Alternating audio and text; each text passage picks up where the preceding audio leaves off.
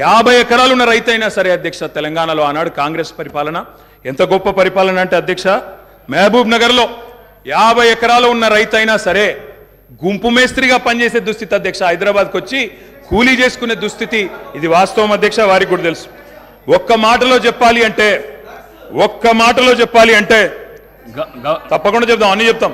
గౌరవ అధ్యక్ష కేటీఆర్ గారు చెప్తా అధ్యక్ష, సబ్జెక్టే మాట్లాడుతున్నా సార్. నేను గవర్నర్ ప్రసంగంలో ఏం చెప్పినో దానికే సమాధానం చెప్తున్నా.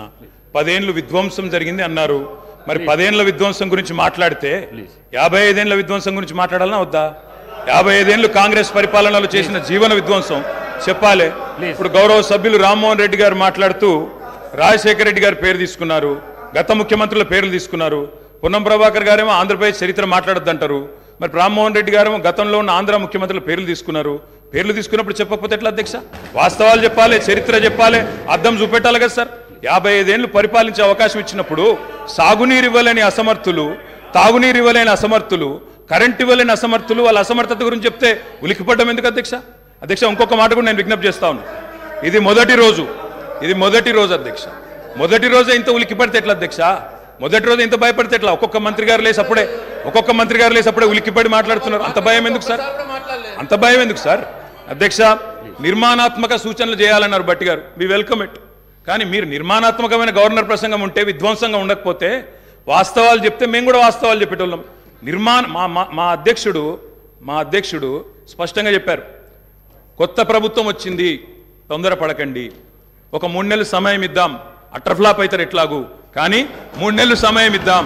ఎందుకంటే అధ్యక్ష చాలా చెప్తా, అవి కూడా చెప్తా. పాపం వాళ్ళ సభ్యుడే వాళ్ళని నిరికిస్తాడు.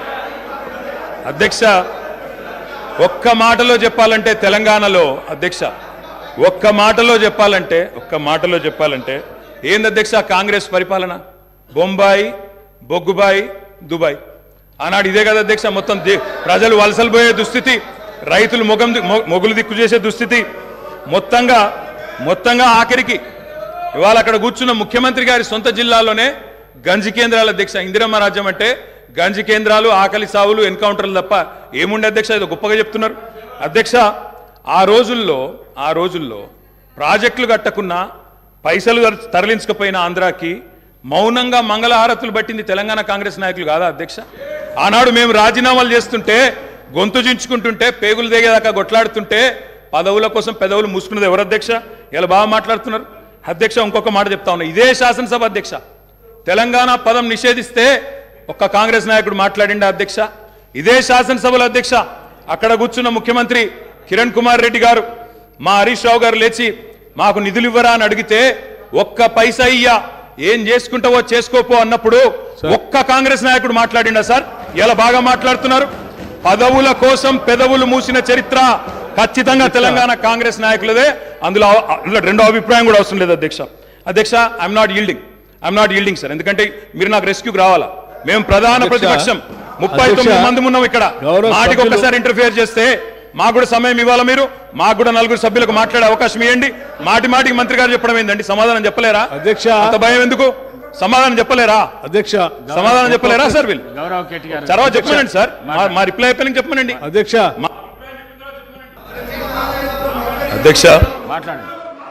అధ్యక్ష ఇందిరమ్మ పాలన అంటే 84 వరకు ఇందిరమ్మ పాలన ఉండే సార్. మరి ఇందిరమ్మ రాజ్యం తెచ్చినాం ఇందిరమ్మ పాలన తెచ్చినాం అంటే మరి ఇందిరమ్మ పాలన గుర్తు చేయాలి కదా సార్? ఇందిరమ్మ పాలనలో గంజి కేంద్రాలు ఉండేది గుర్తు చేయాలి, ఇందిరమ్మ పాలనలో కరెంటు లేనిది గుర్తు చేయాలి, ఇందిరమ్మ పాలనలో నిర్బంధాలు గుర్తు చేయాలి, ఇందిరమ్మ పాలనలో నియంతృత్వం గుర్తు చేయాలి, ఇందిరమ్మ పాలనలో ఎమర్జెన్సీ రోజులు గుర్తు చేయాలి, ఇందిరమ్మ పాలనలో ఆర్టికల్ 365ని ఎట్లా యూజ్ చేసి ప్రజాస్వామికంగా ఎన్నుకున్న ప్రభుత్వాలను రద్దు చేసినో గుర్తు చేయాలి, ఇందిరమ్మ పాలనలో ఎట్లా ముల్కీ రూల్ను తుంగలో దొక్కినో గుర్తు చేయాలి, ఇందిరమ్మ పాలనలో ఎట్లా రాష్ట్ర ప్రభుత్వాలను ఒక నియంతలాగా శాసించినో గుర్తు చేయాలి, ఇందిరమ్మ పాలనలో ఎట్లా ఇంటింటికి తాగునీళ్ళు ఇవ్వలేని దుస్థితులను గుర్తు చేయాలి, ఇందిరమ్మ పాలనలో ఎట్లా అయితే గరీబీ హటావో అని నినాదం ఇచ్చి మర్చిపోయినో గుర్తు చేయాలి. రాజశేఖర రెడ్డి గారిని గుర్తు చేసుకున్నప్పుడు, కిరణ్ కుమార్ రెడ్డి గారిని గుర్తు చేసుకున్నప్పుడు వారు తప్పకుండా మేము కూడా అన్ని చెప్పాలి కదా సార్. పోతిరెడ్డిపాడు పొక్కదవి నీళ్లు తీసుకుపోతుంటే హారతులు పట్టిన వాళ్ళ సంగతి చెప్పాలా, హంద్రీనివాకు హారతులు పట్టిన వాళ్ళ సంగతి చెప్పాలా, తెలంగాణకు అన్యాయం చేసిన ప్రతి ఒక్కరి సంగతి చెప్పాలా. కేవలం సెలెక్టివ్గా తలుచుకుంటాం, ఇందిరమ్మ పేరు అవసరం వచ్చినప్పుడు తలుచుకుంటాం, లేకపోతే తలుచుకోమంటే ఎట్లుంటుంది అధ్యక్ష? కాబట్టి తప్పకుండా చెప్పాలా. చరిత్ర అనేది దాస్తే దాగేది కాదు అధ్యక్ష. ప్రగతి భవన్కు పోయి అక్కడ కేసీఆర్ గారి పేరు మీద మట్టి పూయంగానే చరిత్ర మరుగున పడిపోదు అధ్యక్ష. తప్పకుండా వాస్తవాలుగానే ఉంటాయి. వాస్తవం ఏంది అంటే 50 ఏళ్ల గోస తర్వాత కలిసొచ్చే కాలానికి నడిసొచ్చే కొడుకు కేసీఆర్. తెలంగాణ తల్లిని దాస్య శృంఖలాలు తెంచిన కొడుకు కేసీఆర్ గారు అధ్యక్ష. ఇవాళ వారు మాట్లాడినారు గవర్నర్ గారు. మార్పు మొదలైంది, నిర్బంధం పోయింది అన్నారు. అవును అధ్యక్ష, మార్పు మొదలైంది, నిర్బంధం పోయింది. ఎప్పుడు పోయింది అధ్యక్ష నిర్బంధం? జూన్ 2, 2014 నాడు దాస్య శృంఖలాల నుంచి శ్రీశ్రీ గారు చెప్పినారు అధ్యక్ష, బానిసకొక బానిస అని. దరిద్రం ఏంటంటే అధ్యక్ష, దరిద్రం ఏంటంటే గతంలో మనల్ని పీడించిన వాళ్ళు పోయినారు, కానీ వాళ్ళ పేర్లు తెలుసుకునే వాళ్ళు ఇంకా అక్కడే ఉన్నారు అధ్యక్ష. అది బానిసకొక బానిస అంటే కదా అధ్యక్ష. ఇంకొక మాట చెప్పాలి అధ్యక్ష. ఈరోజు గత 10 ఏళ్ళని మాట్లాడుతున్నాను. చెప్తాం అధ్యక్ష. విద్యుత్ సంస్థల గురించి చెప్తాను, ఇంకా చాలా విషయాలు చెప్తాను. మధ్యలో వారే ఇప్పుడు ఒక 15 నిమిషాలు డిస్టర్బ్ చేశారు. మీరు లెక్క రాసుకోవాలి. మీరు కూడా మేము 39 మంది ఉన్నాం, వాళ్ళు 64 మంది ఉన్నారు. మిడిసిపడుతున్నారు అధ్యక్ష. ఎంత అధ్యక్ష తేడా? 1.85% ఓటు మాత్రమే. 1.85% అధ్యక్ష. ఈ రకమైన మిడిసిపాటు మంచిది కాదు. గౌరవ కేటీఆర్ గారు, సబ్జెక్ట్ డీవియేషన్ కాకుండా నేనేం అవ్వలేదు సార్, ఆయన చెప్పిన దానికే చెప్తున్నా. మిమ్మల్ని అక్కడ కూర్చోబెట్టారు అంటే చెప్తున్నా అధ్యక్ష. ఎక్కువ తేడా ఏం లేదు సార్, మిడిసిపాటు వద్దని చెప్తున్నా సార్ అధ్యక్ష. నీళ్లు, నిధులు, నియామకాలు, ఇది మా ఉద్యమ నినాదం. దాన్నే అధ్యక్ష వారు సమాధానం ఎట్లాగో చెప్తారు చెప్పండి సార్. సమాధానం ఎట్లాగో చెప్తారు?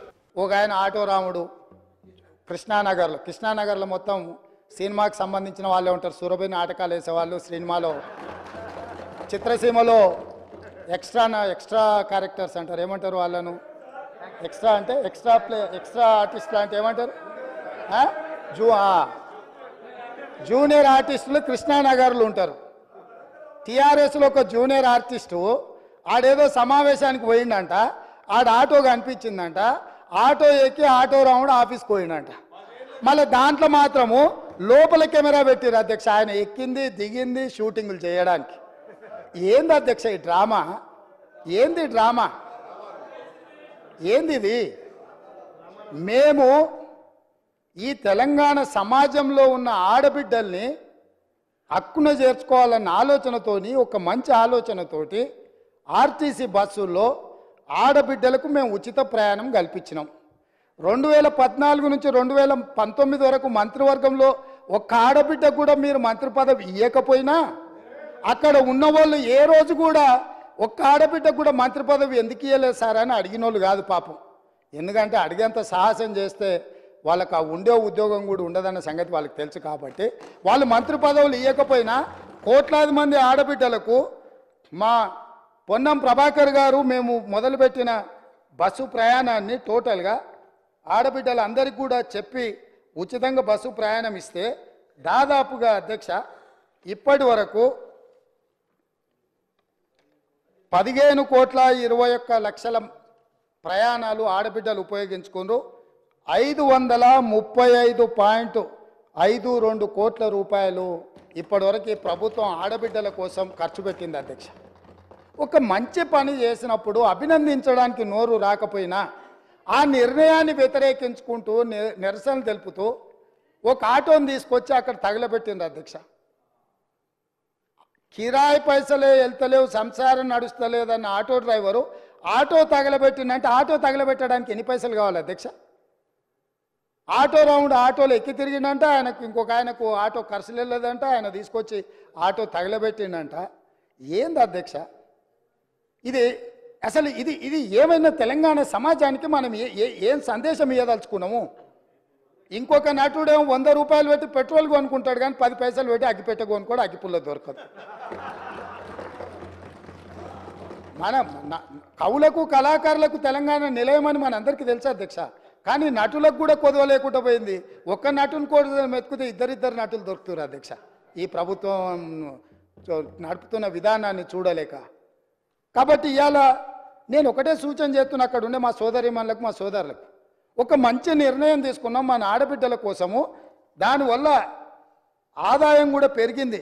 నేను మీకు లెక్కలు చెప్పదలుచుకున్న ఎండోమెంట్స్ దేవాలయాలు సందర్శనలకు పోయి రాష్ట్రం యొక్క ఇన్కము ఏ విధంగా పెరిగిందో కూడా మన వాళ్ళకి నేను లెక్కలు చెప్పదలుచుకున్నా అధ్యక్ష.